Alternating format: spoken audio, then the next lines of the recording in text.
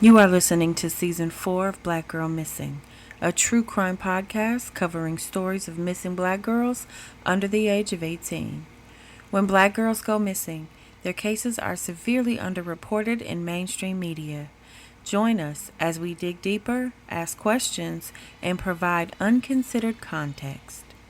Due to the sensitive and sometimes graphic nature of these cases, we advise you to please use caution when listening.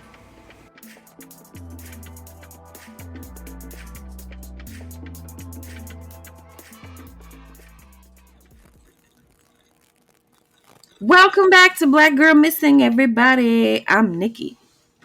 Asa. And I think I'm just going to be Feminista Jones this week. I think we've settled on that. That works for us. We love it. We'll Sure. see next week. You could come here and I'm gonna love you still. Um, how's everybody doing this week? I'm alright. Good. I'm doing good. I think that we should acknowledge that one of our co-hosts turned 40 here. Recently celebrated a birthday. That was Asa. I think we can clap it up for her turning 40 and joining us on the other side, where life actually begins on the other side of 40. Look at that. When Look did we at get it. a soundboard? We've got sound effects, and we are leveling up here. Okay, as a reminder to everyone, we do our own production. Matter of fact, you can go to our website, blackgirlmissingpod.com, and you can make donations to support our work. We have no ads on this show because we think it's weird to stop talking about missing girls and then to talk about marijuana or cannabis. I think it's kind of weird, or even to talk about BetterHelp, which is actually a pretty crappy company. So we don't do that here. So if you want to support us and the costs, please go to blackgirlmissingpod.com and make a donation. All right, now that we've got that out the way. If I see you with one more Starbucks cup, no, where I, that you know, come all I, from? I've had these before we started boycotting them. Okay. Yeah, she So, did have like, a mighty I collection. had a huge collection of But Starbucks tumblers. regardless, Hmm. I just want y'all to know Okay. she pilfered one of my Starbucks. Oh, did Ooh, I didn't even Never know got that. it back. Wow. Not your emotional Wow. security tumbler. My emotional Wow. Sheesh. I don't even remember which one it is. I got so many. I got like That's 30 just of them. greedy. She took oh. Wow, that's a Starbucks tumbler missing. Gotta. Mm-mm. That's all right. I got gonna- my new main thing. I got my new squeeze. Y'all hear that ice? Mhm. I'm gonna go. Yeah, this is wow, this is a whole mystery. Maybe we'll do that next episode. Try to figure out what happened to the Starbucks tumbler because I do not recall. Good grief. I just Yeah. want to tell y'all thank you for coming on these journeys of shenanigans with us before we get into the episode. It is Yeah. so much appreciated. Um, today, we are going to talk about a beautiful little girl from San Diego, Rasheeyda Robinson Wilson. On a clear, warm summer day in July near downtown San Diego, 9-year-old Rasheeyda Wilson and a friend were playing near a fire escape of an apartment building they did not live in because that's what kids do. They play. Mm-hmm. So they dispersed when the building superintendent came out and told them that it was dangerous and to basically cut it out. So Rasheeyda went across the street to the Yale Hotel on F Street where she lived with her mother, Vicky, and her younger sister in a single room. In a single room. Mm-hmm. Yale Hotel was one of the many dwellings in the area that housed folks experiencing homelessness, poverty, low income, things of that nature. And we have done episodes previously where we talk about people living in motels, hotels, temporary housing, things like that. The accommodations were very meager but affordable. And the area, as you can guess, was riddled with crime. Yale Hotel was later forced to close, and it has since been converted to, you guessed it, condos. So that building is still standing. It's still a very nice building. And it is now very high priced condos near downtown San Diego.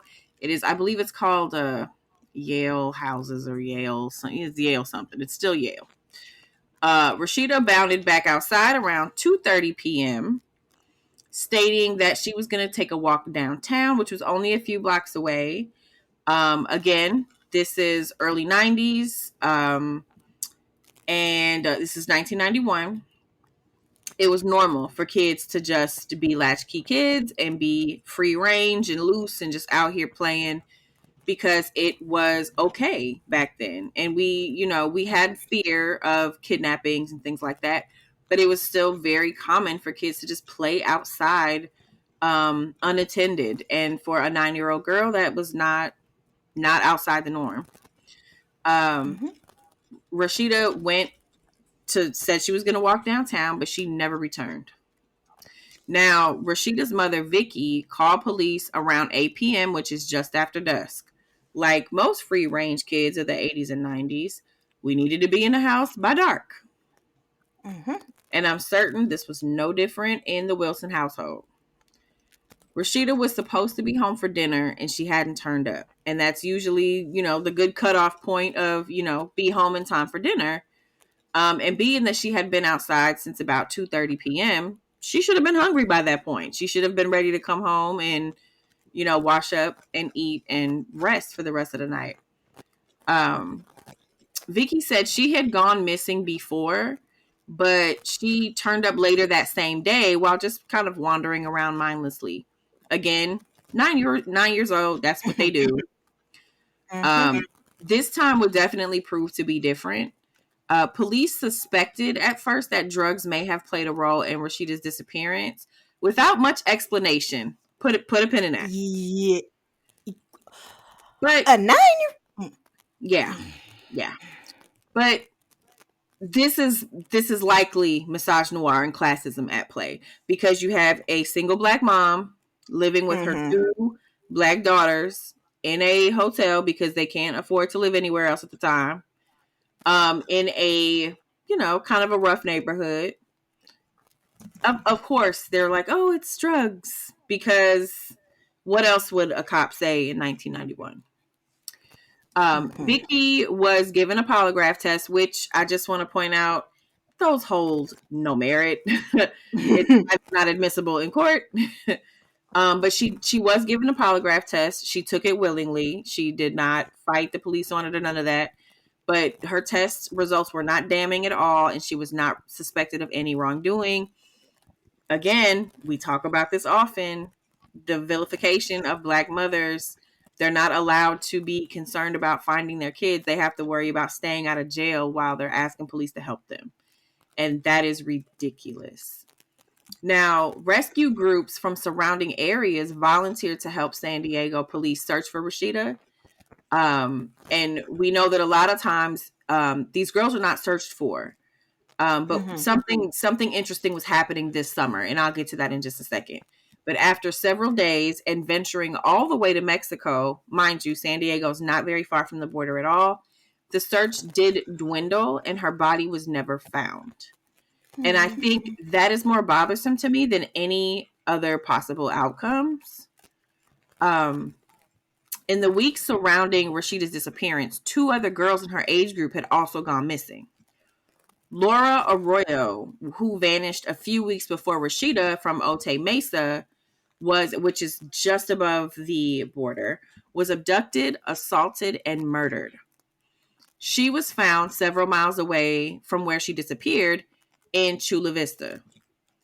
Manuel Bracamontes, who is now 60 years old, was convicted in September of 2005 for Laura's June of 1991 slaying. Think about it. She died in 1991. He was not convicted until 2005. And Laura was Mexican, brown girl, real similar to what happens to black girls. And she's Mexican. Oh, yeah, they definitely didn't really, care too much about what was going on with her. He was convicted of first-degree murder on the basis that he purposely separated her from her friends so he could abduct her. I'll just go into some slight details about how that happened. She was playing around her apartment building, much like Rasheeda, with her friends, and he was visiting someone in the apartment complex that she lived in. And he purposely lied to her friend and was like, "Oh, your mom is looking for you," so that her friend would separate from her. He abducted her, took her away so that he could harm her, kind of like in private, I guess you could say. And yeah, it took 12 years to prosecute him. And when she was abducted, there wasn't a whole lot of press. Now, quick question.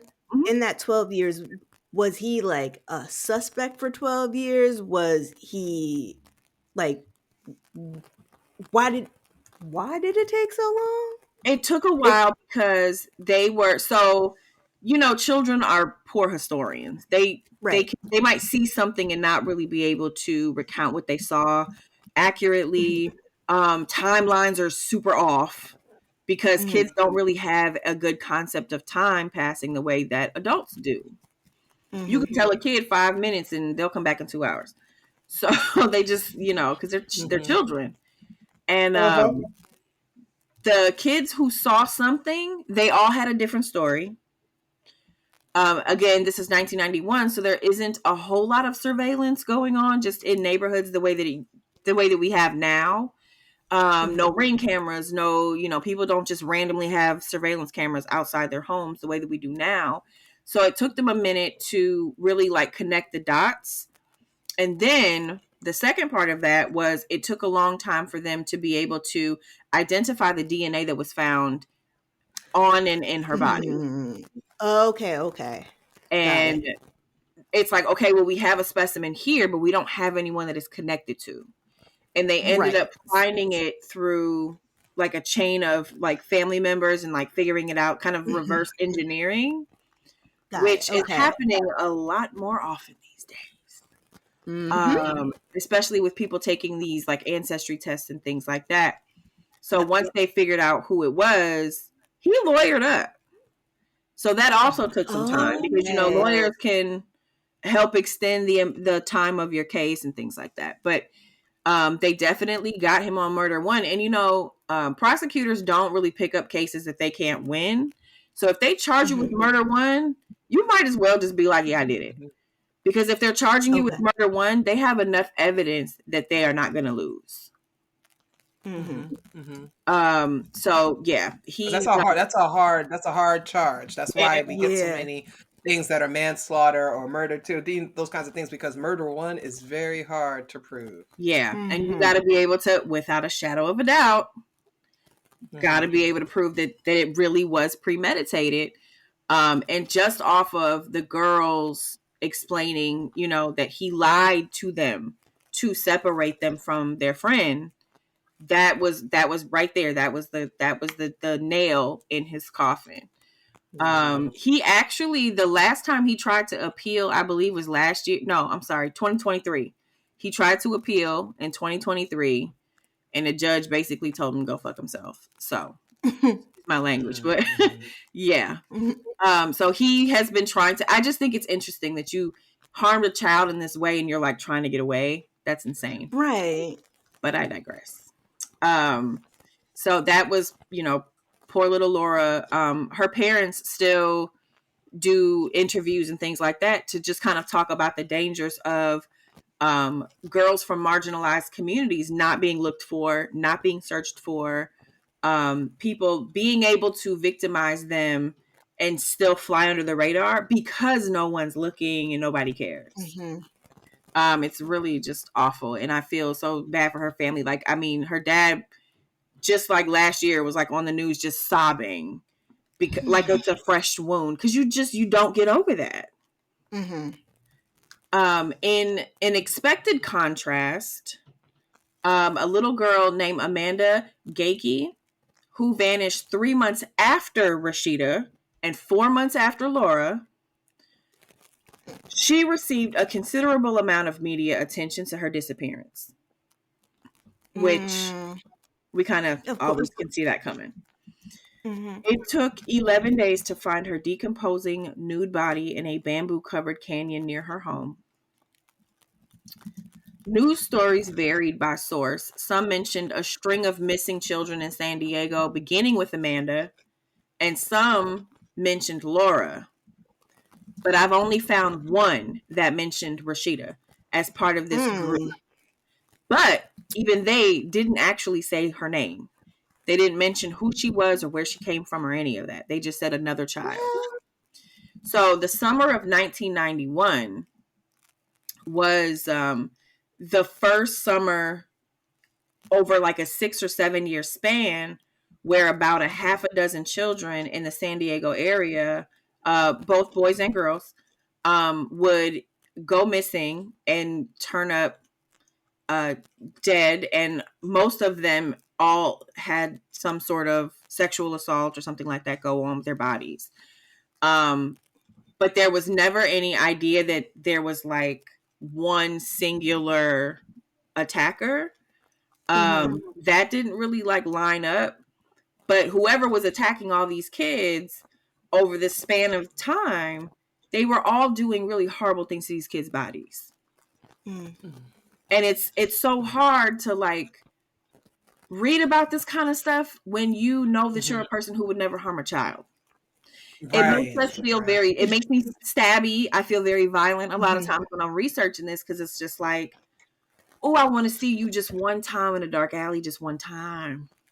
I would take every charge I had to take to just one time see one of these people in a dark alley.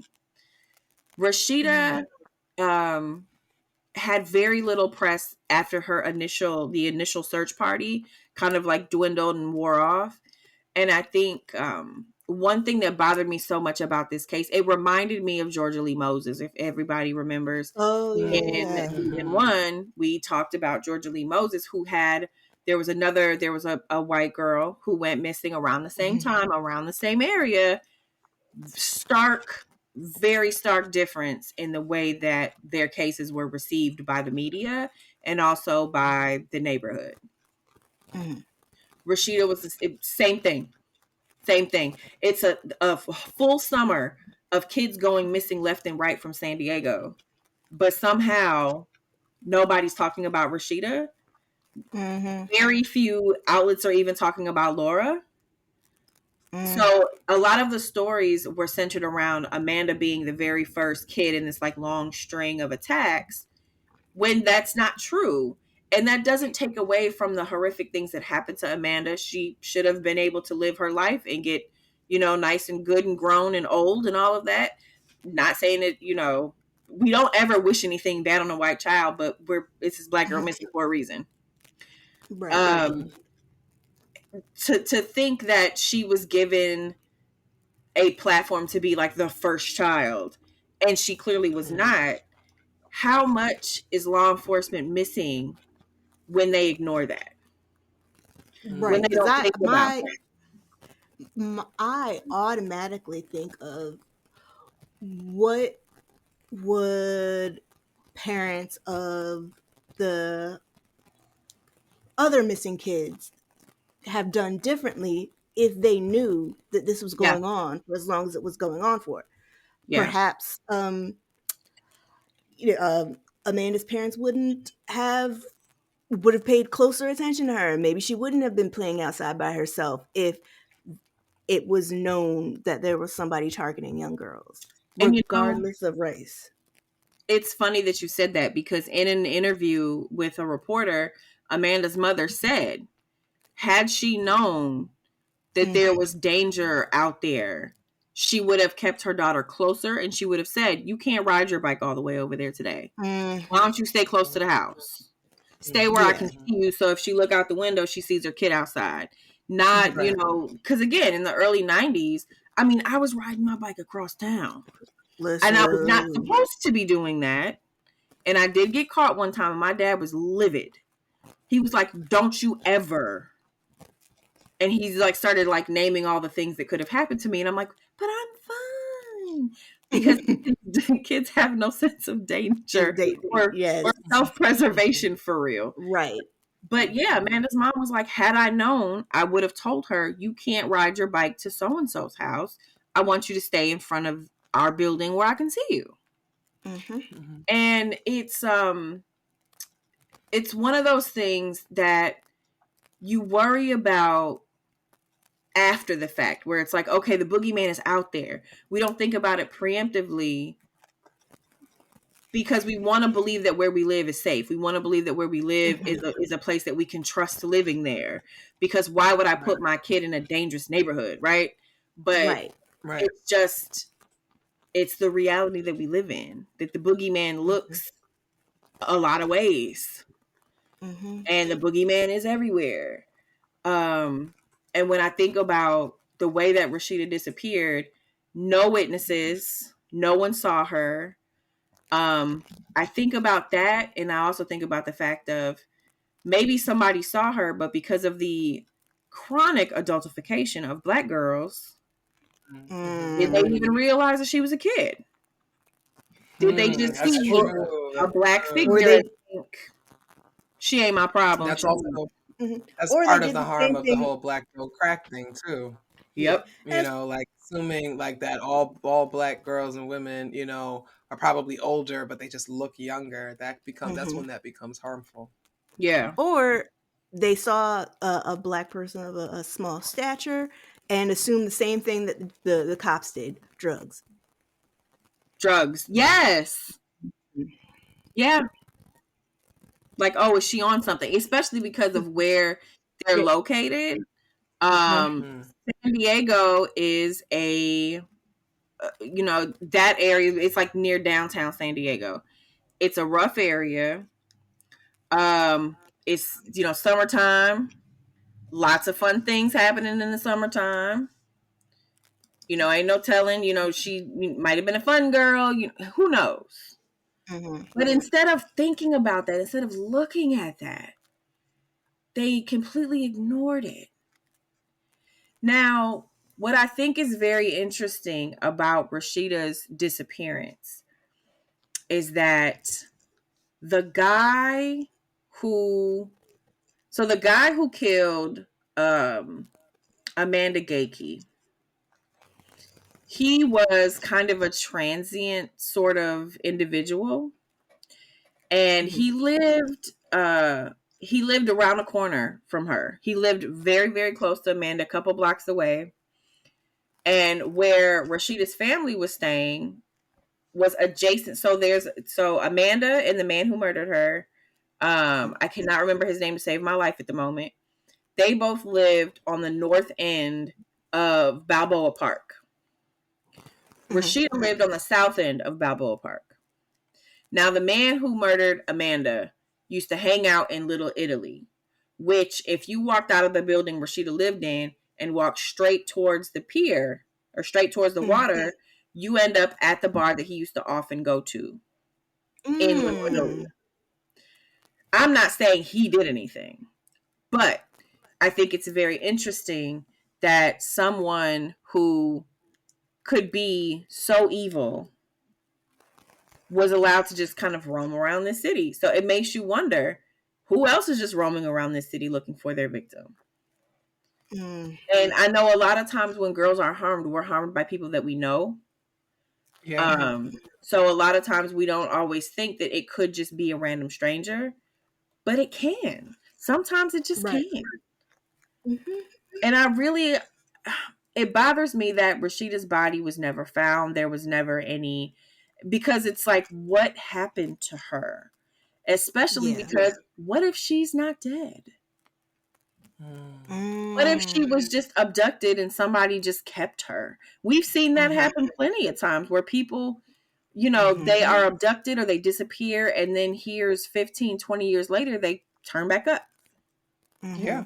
Ain't no telling. And I want to say that I hope that she's still alive, and I hope that she's safe and she's well and she's okay. Her mom has moved around quite a bit since she disappeared. I imagine I wouldn't want to stay in San Diego either if I know that my kid is just, roaming around missing. Um, Mm-hmm. but she does have an aunt that lives not too far away from where she disappeared. She does have a like a smaller family. So I I can't help but just hope that she's alive and she's okay. If she's not, I hope that her spirit is at rest. But yeah, this story, it frustrated me because there was no reason for her to be as ignored as she was, especially because there was already a pattern forming in that area. Mm-hmm. Yeah, yeah, yeah. Oh, it's this is making me think, growing up when I did, especially in the early 80s, like we had a lot of freedom, but there was still community, right? There was still adults that were keeping tabs. If one parent didn't know where the kids was, another one did, right? And that Mhm. was generally how we did about it. So when I would hear about this, because we were hearing about kids being kids. This wasn't just a panic. Like this was actually happening. Yeah. Like kids were going Yeah. missing. You know what I mean? And it was like every parent's nightmare. But then when you had parents, like my mom was, taking care of me and doing the best that she could, but she couldn't afford like childcare. I had to go to the library after school and kind of wait for her to come home because she didn't want me, until she finally gave me a key, right? She just didn't even really want me being alone in the building by myself in the Mm-hmm. apartment. So, at least the Mm. library provided, that kind of safe space. And the librarians knew it was a group of us kids that would go there and just wait until about 5, 6 o'clock, even when the library was Mm-hmm. closing, wait for our parents to come pick us up. So we tried to set up things like that, right? But like some folks slipped through those cracks, and we just kept hearing those things, and we got a little nervous.